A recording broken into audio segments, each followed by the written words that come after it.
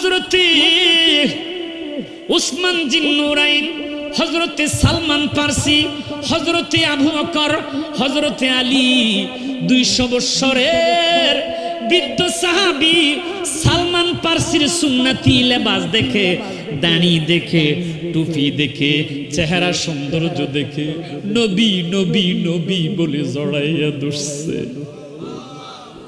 সালমান ফারসি চোখের পানি ছেড়ে দিয়া ডাক দিয়া কয়, আমি নবী না রে, আমি নবী না। নবীর সাহাবী হযরতে সালমান ফারসি। যুবক মনে মনে ভাবলেন, নবীর সাহাবীর যদি এত সুন্দর চেহারা হয়, নবী জানি রে কত সুন্দর। আর জোরে শুরু করেন না সুবহানাল্লাহ। হযরতে জাবির ইবনে সামুরা রাদিয়াল্লাহু তাআলা আনহু তিনি একদিন পূর্ণিমার চাঁদের রাত্রে নবীজির দিকে গেলেন, নবীজির কাছে গেলেন, যাইয়া নবীর চেহারার দিকে তাকাইলেন। তিনি বলেন, ফাজআলতু আনজুরু ইলা রাসূলিল্লাহি সাল্লাল্লাহু আলাইহি ওয়াসাল্লাম, আমি নবীর সুন্দর চেহারার দিকে তাকাইলাম। ওয়া ইলাল কামার, আমি আবার পূর্ণিমার চাঁদের দিকে তাকাইলাম। আমি তাকাইয়া দেখতে পাইলাম ওয়া আলাইহি হুল্লাতুন হামরা, নবীর শরীরের মধ্যে একটা লাল রঙের চাদর। মারহাবা কোন লাল খয়েরি চাদর দেখি দেয় না। আমার পূর্বের বক্তা উনি খয়েরি রঙের তো একটা মনে হয় পাগড়ি পড়ছে, কথা কোন ঠিক না বেটি? অনেকে ফতুয়া দেয় পাগড়ি হলো 3 প্রকার, সাদা, কালো, সবুজ। আপনি কেন এরকম দেন? কারণ একটু তরিকতের ব্যাপার স্যাপার আছে, কিছু হাদিসের ব্যাপার স্যাপার আছে, এটা সাধারণ মানুষ বুঝবে না, কথা কোন ঠিক নেই। তিনি বলে, আমি নবীজির শরীরের মধ্যে ওয়া আলাইহি হুল্লাতুন হামরা, লাল রঙের চাদর পরিহিত দেখেছি।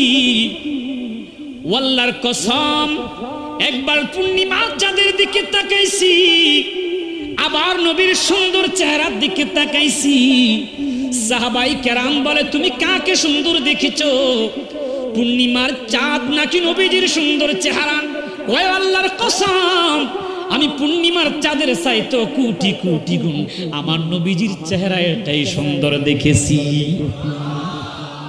দুররুল মুনাজ্জাম কিতাবের মধ্যে হাদিস হযরতে মা আয়েশা সিদ্দিকা রাদিয়াল্লাহু তাআলা আনহা থেকে তিনি বলেন, কুনতু আখিতু ফিস সাহারা, আমি শেষ রাত্রিতে কাঁথা সেলাই করতেছি, মতান্তরে কাপড় সেলাই করতেছি। এ দুনিয়ার মানুষ, সিনা ফকির বাবা, জায়গার নামটা কি? সিনা ফকির না? আচ্ছা, যাই হোক, মা বোনেরা কাঁথা সেলাই করে, কাপড় সেলাই করে, করার পর সুতা কাটে, যখন সুতা শেষ হয়ে যায়, কথা কর ঠিক নেই। মা আয়েশা সিদ্দিকা রাদিয়াল্লাহু তাআলা আনহা বলে, আমি আমার সুতা যখন শেষ হয়ে গেছে, আমি সুতাটা কাটলাম।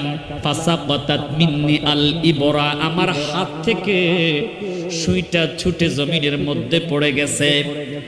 এবার অন্ধকার ঘর, আলো অন্ধকার, আলো কম, একবারে কম, ঘরের মধ্যে কোনো বাতির ব্যবস্থা ছিল না। পালাম আকদির আলাইহা, আমি সুইটা খুঁজতেছি, সুই খুঁজতেছি, কিন্তু আমার সেই সুইটা আমি কোথাও খুঁজে পাচ্ছি না।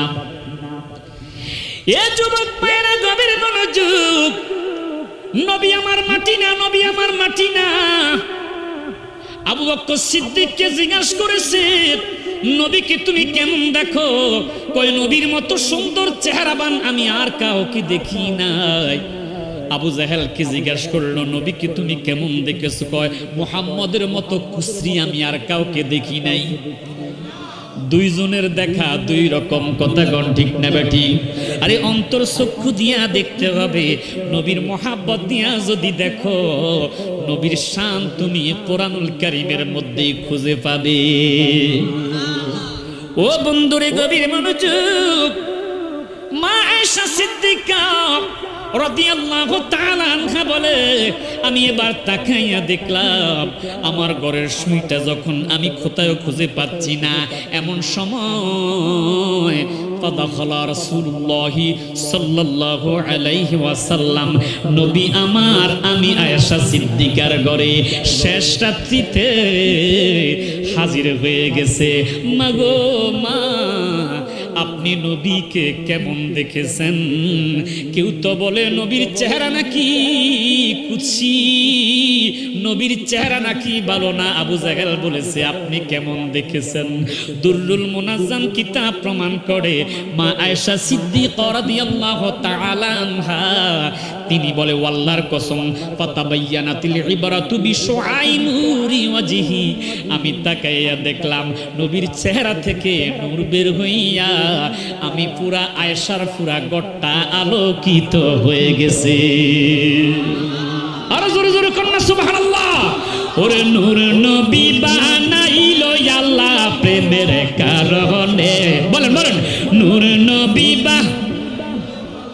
প্রেমের কারণে, প্রেমের ডোরি বান্দরে মদিনার সনে, বলেন প্রেমের ডোরি